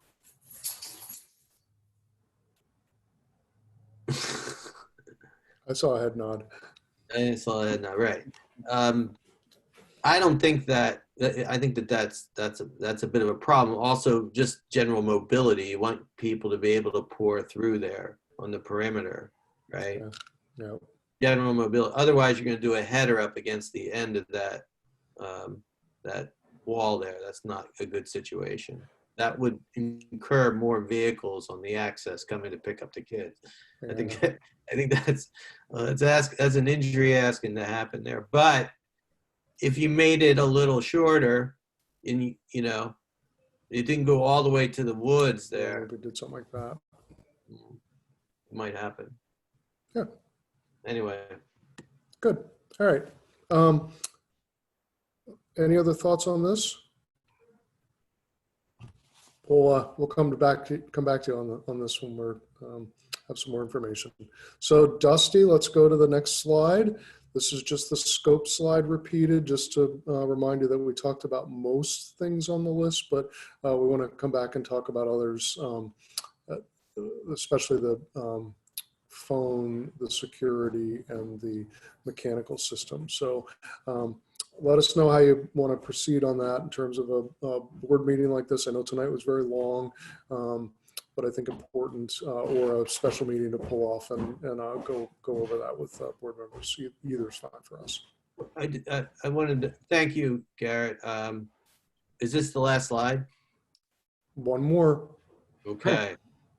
Because I have a question for Dominic here. Okay. How are we? Is there any predictability? First of all, thank you for coming, Dominic. This is the first time I think we've met. Is there any sense of what how are you possibly considering cost now, given the strangeness with I guess trade right now and the conditions with the, this must be affecting the cost of materials, correct? Yes, it is. It's whenever we put a budget together, there's always some, difficulty because you're planning 2-3 years down the road and taking into account what you think material prices may escalate to and labor. But right now, there's more at play because of what's going on. Been reading some things lately where a lot of the equipment rental companies now they're looking into having to disinfect their equipment when they deliver it to the job site. The driver who delivers may have to do another disinfecting. Tools for the laborers and the masons, where they would normally share a lot of tools, now tools may have to be assigned. So these are things that are hard to gauge right now because they're going to affect production. Also, the whole fact about the social distancing. A lot of your HVAC work and plumbing and fire sprinkler work and pretty much quite a bit of your construction work requires maybe 2 men on a lift. They can't maintain that distance. The other big concern is the supply line chain. We don't know how this overall is going to affect what's in the pipeline now, what the ramifications are going to be down the road. I think earlier in this presentation, David had said that the head of the CDC said maybe we're looking at another episode in October. So if this, is a continuing type thing, we really are playing a big guessing game right now. What I can tell you is how we're pricing it right now is we're going on what we know from fact right now, what typical crew sizes are, what typical production rates are, and we're buffing that up a little bit because we're just not sure. So we're trying to take as much into account right now and still keep it in the budget. It's a very difficult balancing act right now because we're trying to price it logically, taking into account what's going on, but we're also trying to be somewhat logical about it too. With any luck, maybe 3 or 4 months from now, this will, all these conversations will be a little mute. But right now, we're trying to budget it for where it is right now, where we speculate it's going to be, and how right now things are falling into line with your 9.9 budget. And then we're going to have quite a bit of discussion with the design team. Okay, thanks. I just felt like I needed to ask that question. No, it's a very, very good question. And you never know what affects production on a job site. It could be anything from what we're going through now to just the location of the job and what's going on. When it just distracts the crews from what they should be doing. So there's a lot of factors at play right now. Okay, thanks a lot. Thanks a lot. Garrett? Okay, next slide, last slide. So next steps, schematic design estimate. Calgi's working on that. Talk about scope revisions if necessary. Design development phase, we're going to dive right into that quickly. And the goal here is to get all the user groups / owner decisions made by the end of the year, because people are all together. We want to get that behind us, and we're moving up that sloped decision-making line. So it's important that we wrap those decisions up before we lose the teachers, basically, for lack of a better way to describe it. Then come August, we'll be in design development. We'll be finishing design development rather. The design development estimate, that's going to be a key estimate for us. It isn't any project. That's a key point in the process. Dominic's going to be deeply involved in that, obviously, and we will as well. And then construction documents and submission to SED in November, and then it's a little bit of a waiting game. So if we move to the last slide, and Keith Gallup, who's a designer on our team, architect, texted me, reminded me to just come back to were there any public questions that we wanted to entertain at this point? So other than that, I'd say thank you for your patience. I know there's a lot of information tonight, but I do really appreciate you going through it, because I don't want any surprises down the road. I don't want people to say, wait a minute, what happened here? I don't know about that. So thanks for taking the time with me tonight. Thank you, Garrett. That was very informative and thorough. I'm sure the design team appreciates all the attention you're giving it. So, and I'm super pleased that everyone's been able to continue this work through these circumstances, because a lot of people might have not been able to do it. And it's kudos to everybody for doing that. So thank you so much. There is a question, one question from somebody who's no longer here, but the question stands, is who's in charge of issuing credentials for entry in the Raptor process? And I have no idea. Is that an Alex question? I think it could be an Alex question, because he's been really working with Raptor, he and Nancy, very closely. But really what the system does, and it's many schools use a similar system, is you basically show your identification and it prints out your badge. So and for parents, they'll be in the system as already identified as long as they don't have a order of protection or something happening where they're not allowed to be near a certain child or someone. And they'll just automatically scan their ID and be able to get a badge immediately. So that actually would be very independent, wouldn't even involve the office when they're in that vestibule. So I don't know if that answers his question, but I can reach out to him as well. Alex knows the system pretty well. If you want more on that, I'll bring him back in. Or as a matter of fact, I think I can allow him to talk without bringing him in. So if he wants, he can talk. Go ahead, Alex. Alex? Sure.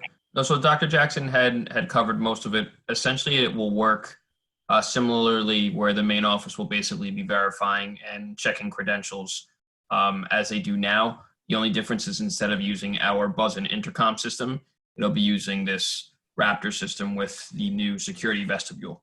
So basically the credentials would still be reviewed, verified, and confirmed through the main office as is done currently. But that will also be something we'll have to go through in more detail as we go through process and protocol in the future. We also will need to develop some policies with regard to the Raptor system. Sarah and Courtney are aware of that because we saw some prototypes for it. They have to go by our attorney. So it's really a matter of setting up a system that gives us all that information. It would give us, if somebody was on a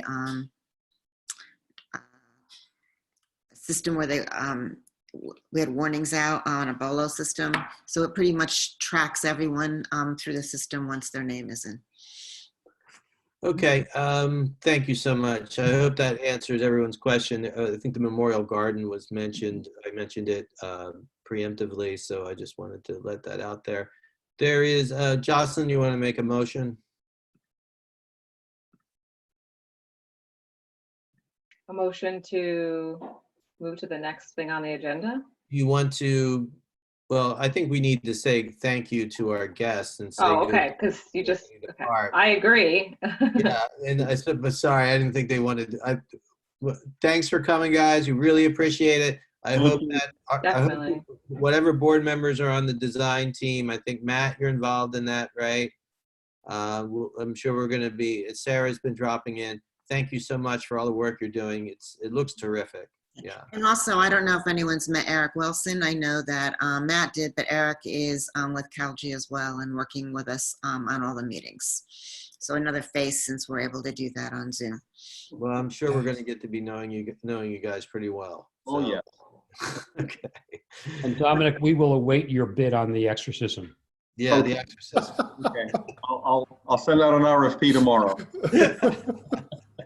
All right, terrific. Good night, all. Stay well. Yes, be well. Take care. So, Thanks again, everybody. back into attendee, one at a time, yeah. Jocelyn, you want to make a motion to change the order of the agenda real quick?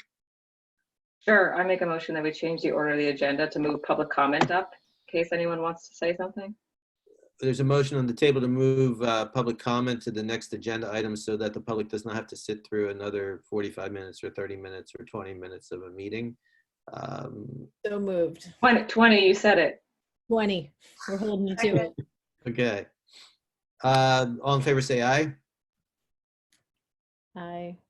Okay. Aye. Ayes have it, nays, no. Okay, the motion carries. Dusty, please put it on record. I'm sorry, mess with your wonderful agenda, but time has expired. Does anyone in the public like to make a comment? Please type it into the chat section if you would like to make a comment. This is your time to speak and ask a question, or maybe make a comment. Maybe not ask a question, maybe make a comment. Maybe a little bit of both, who knows? I would just want to remind the public also that the webinar will, that's a Q&A format, will be when, Deborah? Oh, for the parents, that will be next Monday. We've been discussing a time. We're trying to make sure it's a good time when they aren't engaged with their children, but not so late in the evening. So it's something that we've been discussing. We're thinking maybe at 4 o'clock before dinner, 3:30, something like that. But we're looking what would be a good time for parents. So any suggestions from those of you who are parents right now would be very helpful. Okay. So if there's any questions, we'll just give it 2 seconds here to type in a few questions or a comment, and I'll read it out loud. But I'm only going to give it a few seconds here.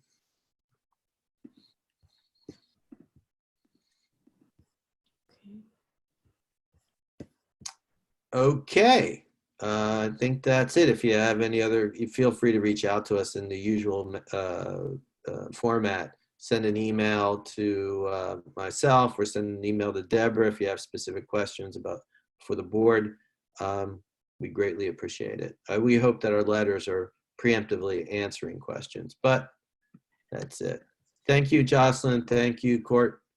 Okay. Dusty, we are where? Consent agenda, right? Yes. I need a motion to accept the consent agenda items B through G. Need a motion? Moved. Seconded. Seconded. I couldn't get on. All in favor, say aye. Aye. Any Aye. questions before we say aye? Nay? Okay, the ayes have it. We've got soccer coaches. Thank you so much for putting together the sports mergers things. It's one of those things we have to do, but it's really important that we get that right, or else it becomes a headache later. No, I really have to thank Patrick Beckley on that. He mentioned it, and we were able to get it on this agenda, and this way we can start the Section 1 rolling. Many districts are talking about cutting modified for next year, given not knowing what's going forward. But I have not heard that from Haldane at all. So we're hoping that we can move forward. The sports will stay. There will be no cutting of the sports. All right, terrific. Let's see. Item 7, discussion items, committee updates. Any committee updates? I know that there will be committee meetings around policy soon. When's the policy meeting? Thursday. Thursday at 11, if you'd like to come. Yeah. You would? Okay. I'll make sure I include you on that webinar. I'll probably That's be nice, thanks. that day because that's the music distribution day. So I'll get that out. Speaking of policies, there's a first reading of policy 5676, privacy and security for student data and teacher and principal data.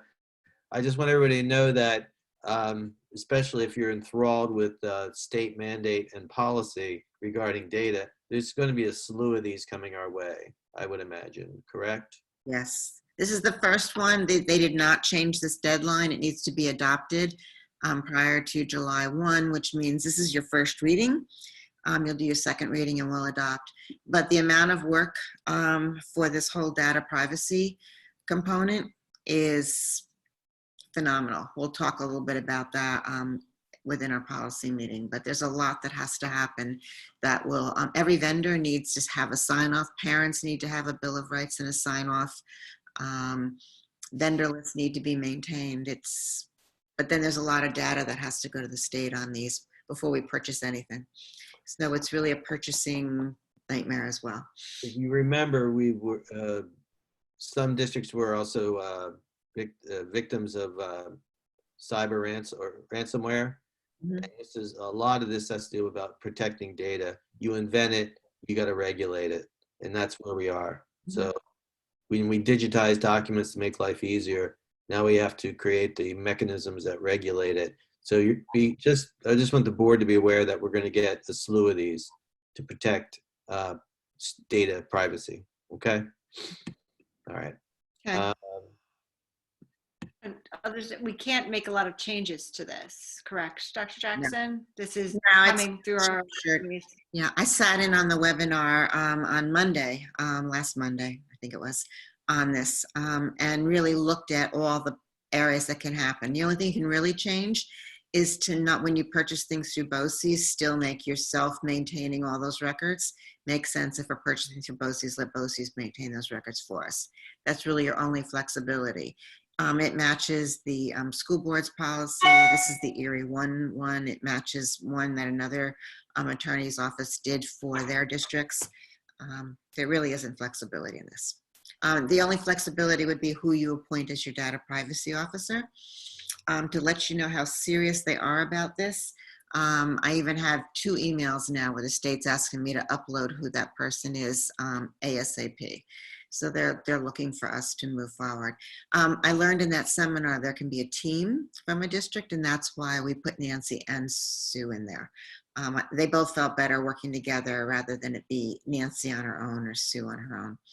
And as Nancy said to me, downstate is looking at your tech people, and Sue said upstate's looking for your financial people to be doing this. So it's really a marriage of both.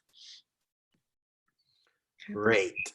I hate to prolong anything with this, but I just wanted to say the click wrap software, I would just maybe offline, or maybe I do my own research just to understand like what that is and how that's threatening, and if we participate in any of it and what it might mean. But maybe we could just talk about it during the policy meeting on Thursday. Let's talk about it during the policy meeting because this is simply the first reading. You are not making any decisions right now, but I will make sure I have that for you. Okay. Thank you. Okay, item 9 here, which is action items. We have to vote to approve the budget of BOCES. Okay, we do this every year, right? Need a motion to approve the budget of BOCES. So moved. Second. Second. All right, I'll do the reading. Whereas the Board of Cooperative Educational Services of Putnam, Northern Westchester County, thereafter BOCES, has proposed its tentative administrative budget for the 2020-2021 school year, July 1st, 2020 through June 30th, 2021. Now, therefore, missing an E here, be it resolved that the BOCES tentative administrative budget for the 2020-2021 school year in the amount of $9,637,111 be and hereby is approved by the board. Be it further resolved that the Board of Education of the Garrison Union Free School District cast its vote for the following 3 candidates: Mary Kay Nilsson, Jennifer Rosen, and Richard Krebs for the Board of Cooperative Educational Services to fill the 3 vacancies. Their terms will run from July 1st, 2020 to June 30th, 2023. Got that? All in favor, say aye. Aye. Aye. Nays? The ayes have it. I abstain. I have no idea who these people are. Okay, we have 1 abstention. Please noted, David Gelber is abstaining. All right, board member comment, because we covered the public, evidently. Board member comment?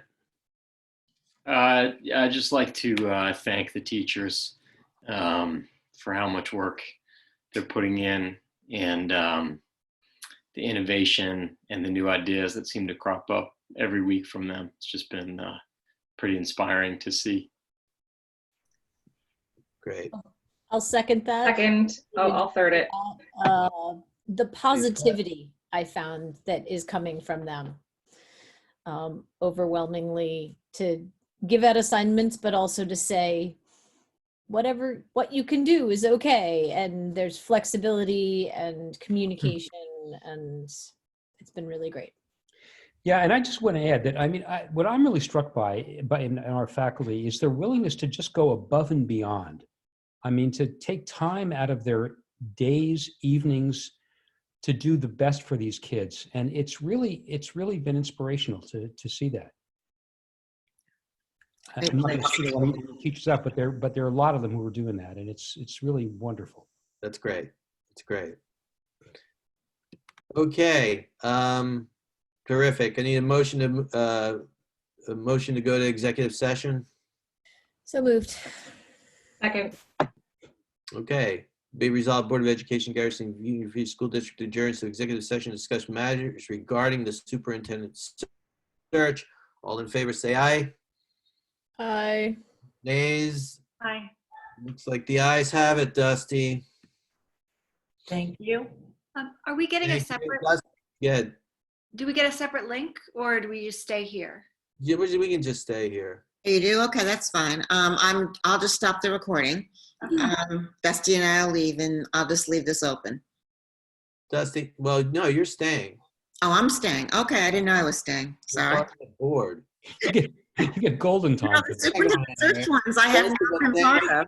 Dusty, this was an excellent agenda, laid out very, very smart, and thank you so much. I appreciate it. You, Dusty. Thank you. Have a I good hope night. I hope the learning, I know you're doing a lot of technological learning right now, and software learning. So thank you for it's great to go somewhere and do things, but I know you're doing this on your own, so I appreciate it. Well, we are in education. We're supposed to keep learning, right? Thank you, Alex. Thank you. Bye, Dustin. Good night. Care. Stop the recording.